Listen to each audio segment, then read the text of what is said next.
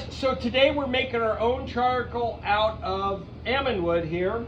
So we've got a bed of coals from some almond wood. We just finished doing a caveman style cook on a chuck roast.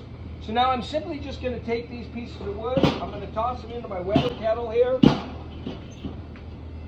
I'm going to open them up so they get a little bit of oxygen. These guys catch on fire. We're going to leave them go for maybe a half hour or so once they're on fire.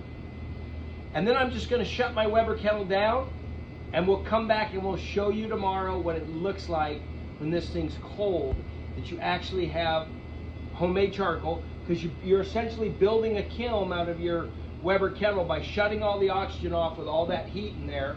It'll actually bake that down into charcoal, and you'll have your own homemade charcoal, which is better than anything you can buy. Okay, so we're starting to get this wood good and on fire. It's been going for about 10 minutes here.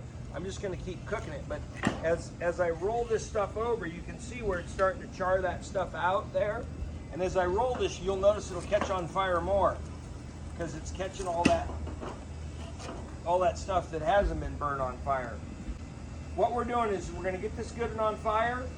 We're going to cut the oxygen off and let this thing just set in that heat, and it will get rid of all those bad gases in there, but yet the wood will remain as charcoal when we open up. Same thing with Kingsfords.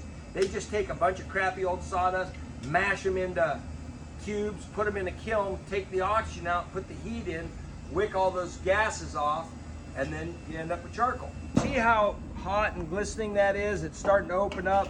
We're not getting any gasification in the cracks and whatnot. It's probably a little early, but because I got shit to do, I'm just gonna go ahead and close this up now.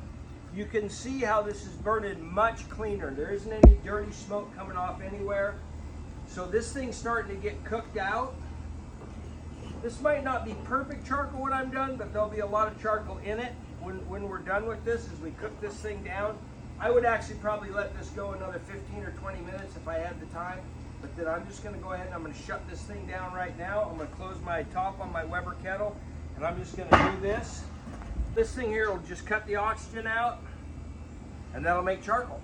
Okay guys, so we came out earlier to check this. As you can see, we've made our own charcoal here. You can just take that and break that up, and you got this nice charcoal just by shutting your Weber kettle down, getting that stuff going. Really kind of a neat trick. You can make your own artisan charcoals. And if you like this video, go ahead and hit the like button below, share it with your friends, visit us on Instagram and Facebook at Knotty Wood BBQ, or come visit us on our website at knottywoodbbq.com. Happy grilling!